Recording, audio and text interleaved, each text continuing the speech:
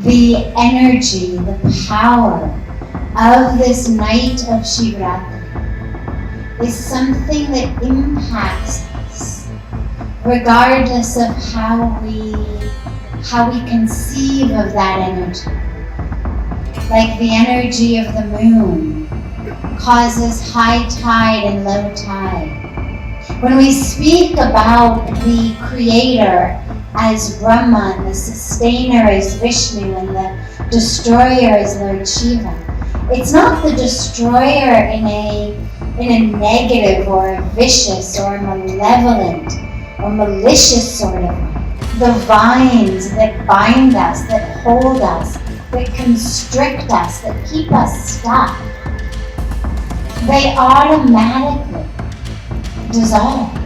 The cycle of creation, the cycle of newness with the rise of the sun comes into your life.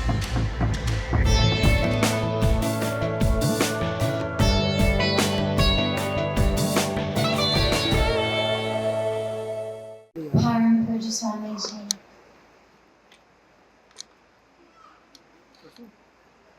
Our International Yoga Festival family. Tonight is a sacred night. Regardless of your religion, regardless of your culture, regardless of your tradition, the energy, the power of this night of Shivratri is something that impacts us, regardless of how we conceive of that energy. Like the energy of the moon causes high tide and low tide, regardless of the religion or the culture or the language of the people walking along the beach. In the same way, the energy tonight is an energy that is transformative, alchemically transformative. In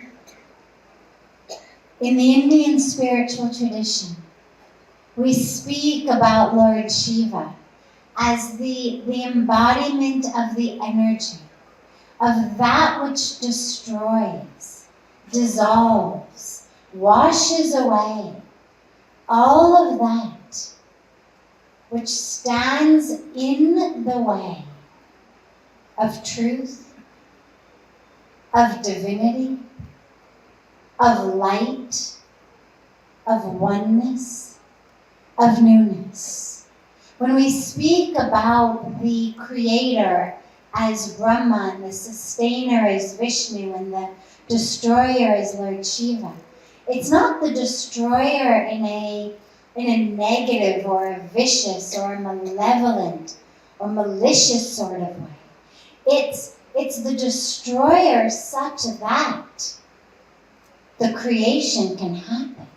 It's not linear. Creation, sustenance, destruction. It's cyclical. And so that destruction takes place so that creation can take place. And what Lord Shiva destroys is the ignorance, the ego, the illusion, the oldness, that which blocks us from the divine truth of who we are. When we chant the Mahamrityunjay mantra, which this evening as we gather back together tonight, we will have the recitation of. It's a mantra that reminds us that when we in our spiritual practice become ripe, the cords, the vines that bind us, that hold us, that constrict us, that keep us stuck, they automatically dissolve. We automatically become free of those cords, of those binds, of the vines that have held us stuck. But it's not viciousness. It's not coming through with axes and knives and scissors to cut the cords.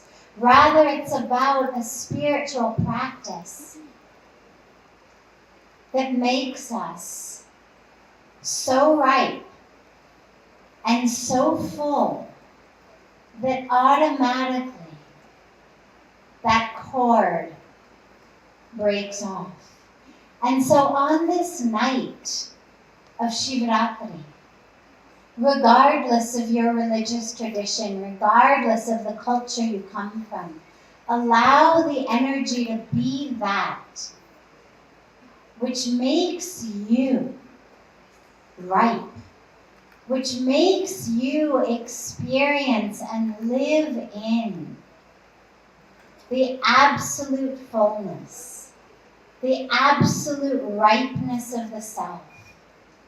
So that all of that keeps you stuck, the illusions, the attachments, the ego, the ignorance, the identities, all of that washes away, such that as the night becomes morning, you emerge new. The cycle of creation continues such that from that which is removed this evening, the cycle of birth, the cycle of creation, the cycle of newness with the rise of the sun comes into your life. The Hindu calendar varies every year. Our dates of yoga festival stay the same. So some years we are blessed to have Shivratri fall during the yoga festival. Some years we're not. But when we are, it's so incredibly auspicious because we speak so frequently about letting go into the yagna fire, letting go into Ganga, all of that holds us back. But when Maha Shivratri falls during the yoga festival, it's so incredibly auspicious because it's the alignment of the energies of the universe, the alignment of the Shakti, the power of the universe, to come through our lives and free us of that which keeps us stuck. Lord Shiva, you'll see, typically in 3 different forms.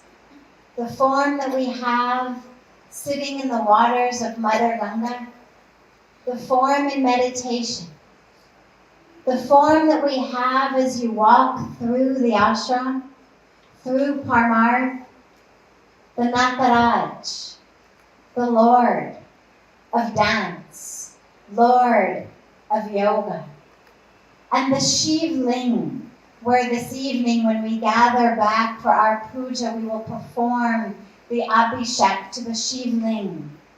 And they're the 3 most common forms of Lord Shiva. And it reminds us. Most of the other divine manifestations have 1 form. But Lord Shiva has 3 very distinct forms.